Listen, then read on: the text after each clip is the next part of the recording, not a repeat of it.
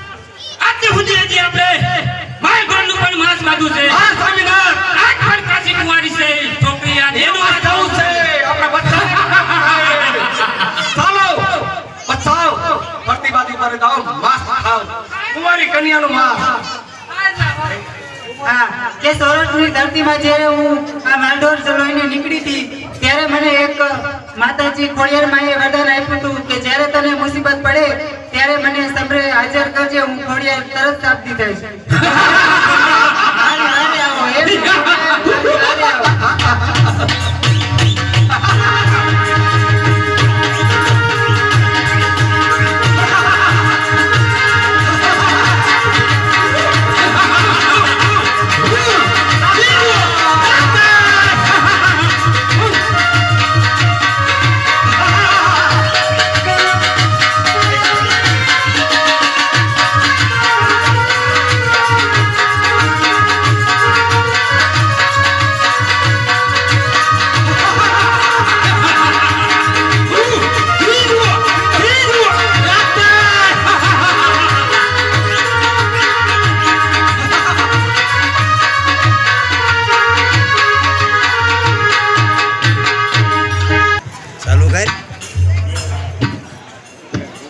પ્રગટ થયું કે અરે હા બેન, આજે મને પ્રગટ કરવાનું કારણ બેન. અરે કેમ બેન? લાલભાઈ માં દીકરી આજ મને સમરી રહી છે તો એની તારે વારે જવાનું.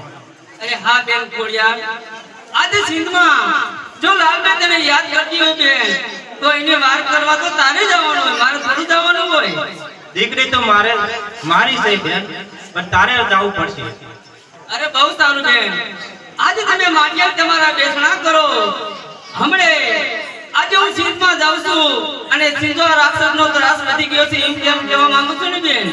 હા બેન, સિંધો રાક્ષસને મારી અને તારું નામ સિંધની ચિકોતર કર્યું. અરે બહુ સારું બેન, આજે હાલ સિંધમાં જાઉં છું અને સિંધો રાક્ષસને માર્યા પછી આજે હું સિંધની ચિકોતર થઈ અને સિંધના સુંદરાને આજે હું ઝુકાવીશ બેન. હા બેન જા. એક ખોડલ બાભણા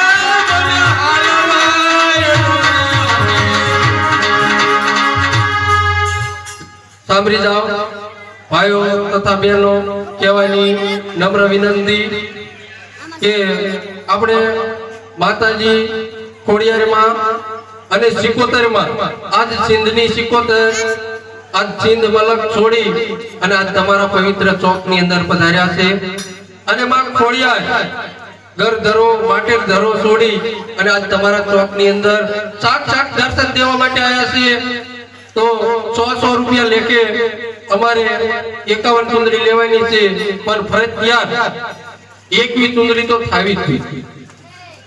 અહીંયા ખોડિયારમાંનો અને સિકોતરમાંનો રાસ ગવાય એટલી વારમાં અમારા બે ભાઈઓ આવે છે ભાઈ આ તો આયા આવીને લઈ જાઓ પણ 21 ચુંદડી પૂરી કરી 51 નો થાય તો કાંઈ નહીં પણ 21 ચુંદડી પૂરી કરો મારો ભાઈ.